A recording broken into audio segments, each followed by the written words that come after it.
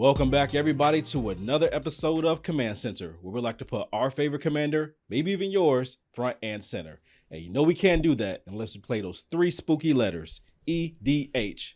What does it stand for today, Hadoken? It stands for an ensnaringly devilish Halloween. That's right, 'tis the season is upon us, because forget Halloween and Thanksgiving. They suck in comparison to this holiday. This is all it's about. Shut up, Mariah Carey. It's not your turn yet. But before we go down this path, we need to talk about what our show is going to be about today. And what is that? Did you say Halloween? So yes, we're going to talk about some spooky stuff that happens in games of Commander. We want to talk about... Sorry, what happened? We're good, we got it. Okay. It's kick, save, and a view. We want to talk about some of our, the spookiest things that have happened to us in games of Commander. It is the best time of year, which I think what you were trying to say. Yeah. That's what you're going for. It's Halloween season, which is always the best. I have a whole Halloween themed deck. I watch scary movies every weekend. But you know what's scarier than a scary movie? Commander and scary things in Commander games. On my scary, I have a ranking that I'll break out now of the scariest things ever. Okay. Okay. It's gonna be a top 4. Number 4, crocodiles. Crocodiles are scary. They're freaking terrifying. Number 3, we got horror movies, like the worst horror movies, the scariest. Number 3. Number 2, Commander games. Number 1, human children. That is my top 4. Top horrifying things ever? Yeah. Okay. That's where we're going. So this is not going to be a top 4 list, but we are going to get into. We're going to talk about one of those things. On that number list. 2 on there.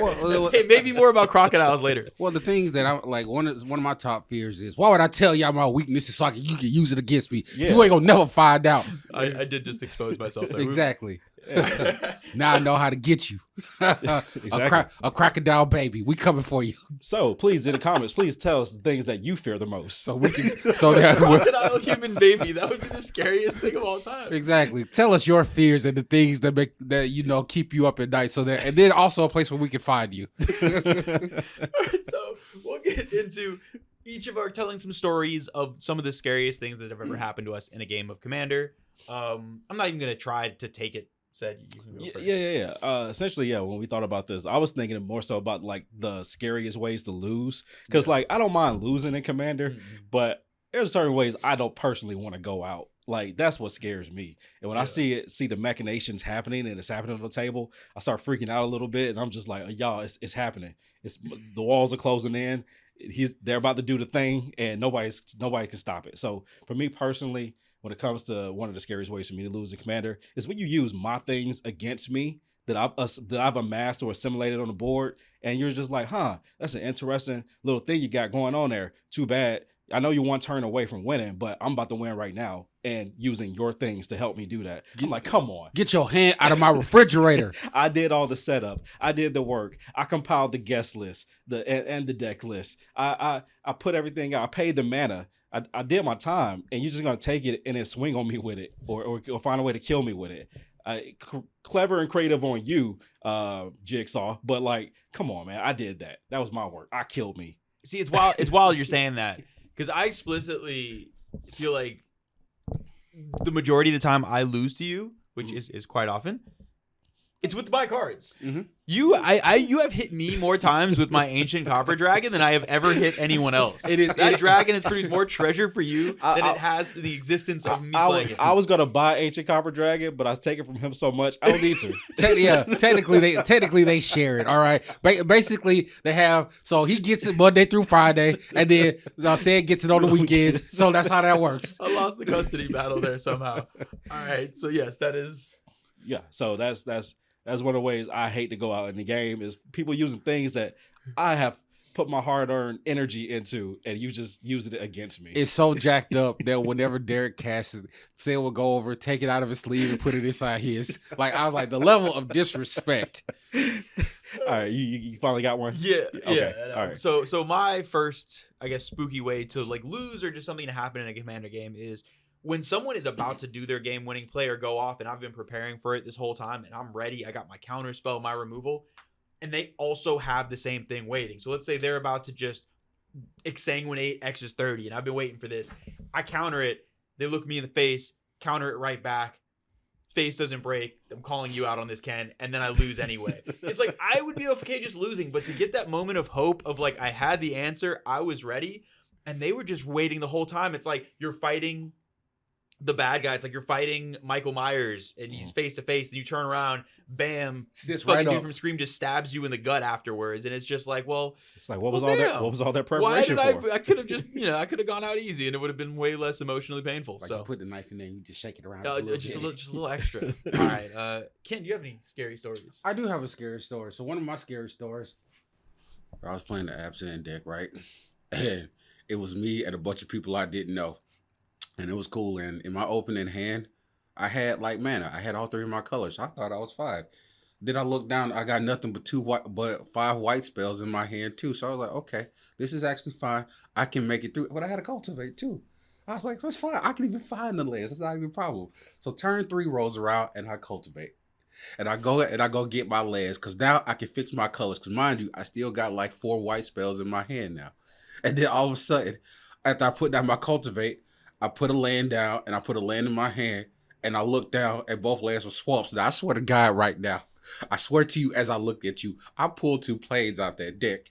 I swear to you right now, as God is well, maybe not him as my witness. I tell you that I pulled 2 planes out of that deck. But what hit the table was 2 swamps. And I couldn't cast nothing for 5 turns. It was horrific. And I think I might have peed a little bit. But yeah, that was one of my horror stories that came through. All right, cool, dramatic. Okay, yeah, nice story. Okay, yeah. All right, so I'll go to my next one. So actually kind of similar to the whole land thing. Like, okay, so you guys have played with me for a few years now, right? Okay. You know that we all work jobs. We got our lives outside of this. I'm a dad, 2 times. 2-time winning dad. 2 times. 2 2 times. times. Working on Back 5. to Working on 5. So I don't sleep all the time, but I like the deck build. So my deck building has been a little, off the wall every now and then, just because it's like, hey, sometimes I don't get a lot of sleep, y'all. I'm tired. So I show up to game night when I finally get a chance to get out the house, drive all the way over there, pull out my decks, shuffle it up.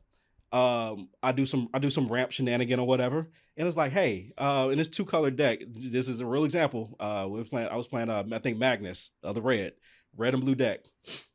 Go ahead, Sam. Go ahead and get your go ahead, pull out your lands or whatever that you just tutored for. Here's my island, and here's the plains. Wait, how did that get in there?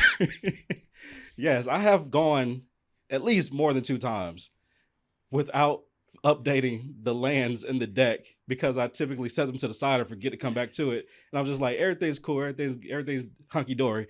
I'm sitting over here playing with a 3-color land deck and a 2-color commander. I'm like, how? What happened? And they're just looking at me across the table like, what is wrong with this guy? Like Everything. Everything. Who invited him to game night? Whose man's is this? Whose man's is this? And I gotta sit there like, come on, y'all gotta understand.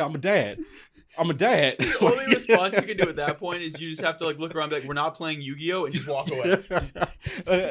It got so bad last time, I just with a straight face was just like, what are you talking about? It's not a plains. So it's a mountain. You lied to yourself. It's a mountain. What are the you? new secret layer. It's the new secret layer where mountains look like plains. It's You just remember the airheads with the mystery airheads where it's like we'll put a color wrapper but a question mark. You don't know what flavor it is. That's what I'm working with lands. So it's just like when I tell you what it is, that's what it is. All right. So it look like a plains. Don't sass me like your mother. It look like a plains, but it's a mountain. I promise.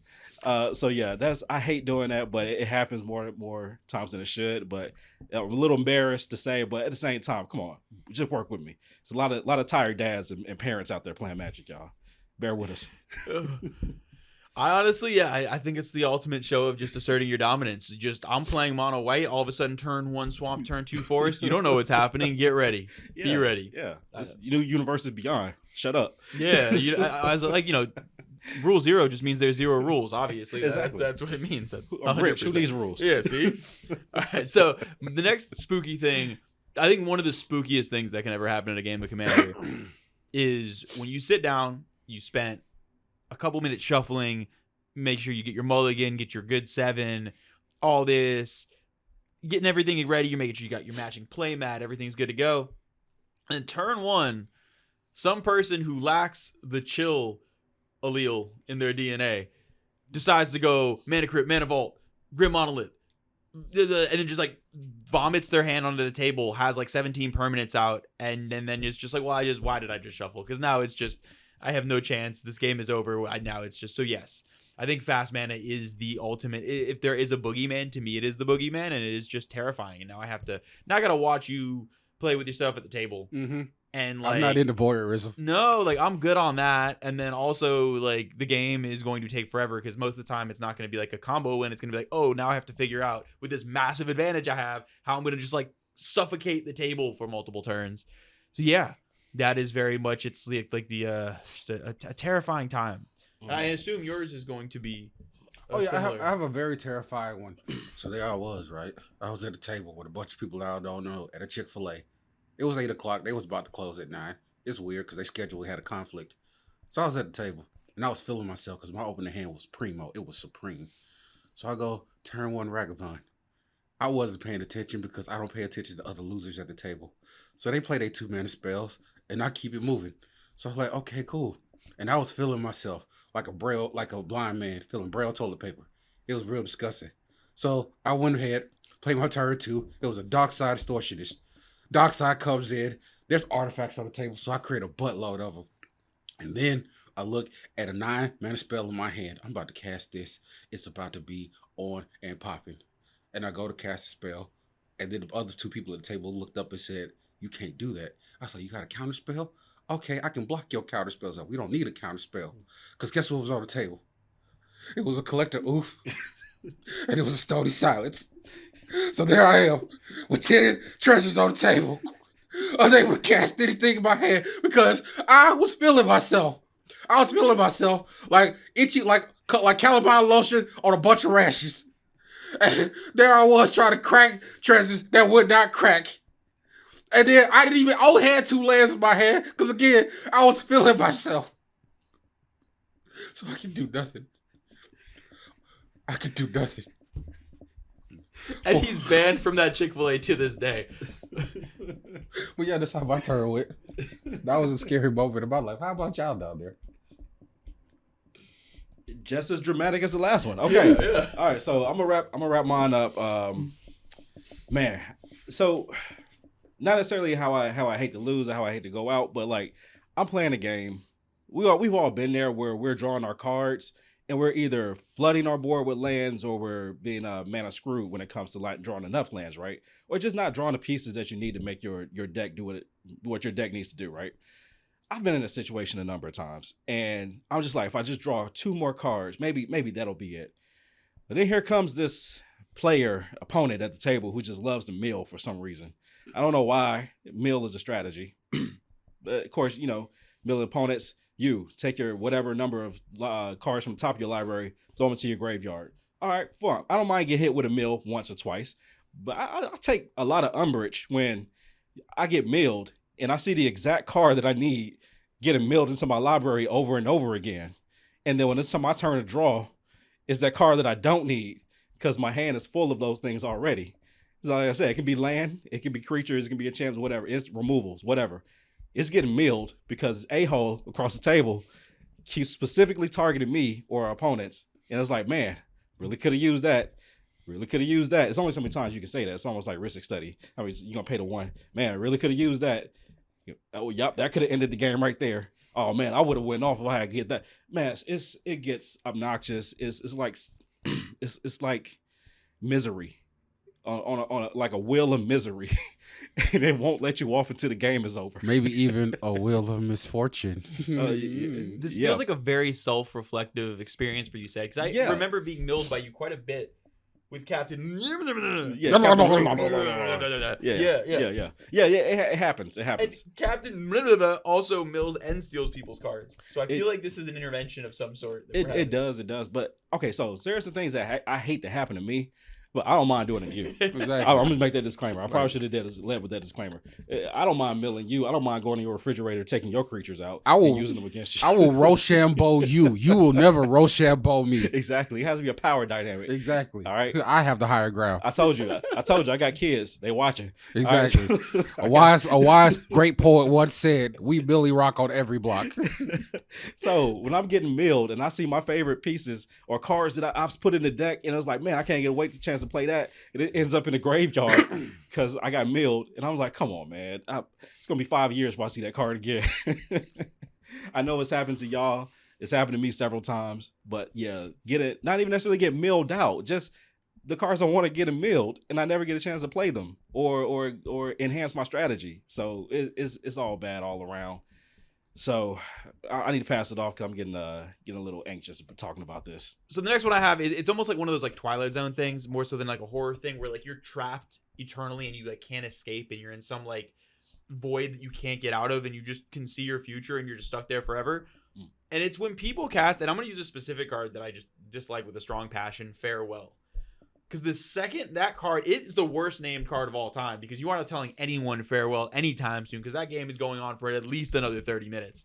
Because the second when someone plays like a farewell or mass land destruction with no purpose, which you don't see a ton, but those types of effects that just remove everything, especially in farewell's case, everything's exiled. Nobody has anything left.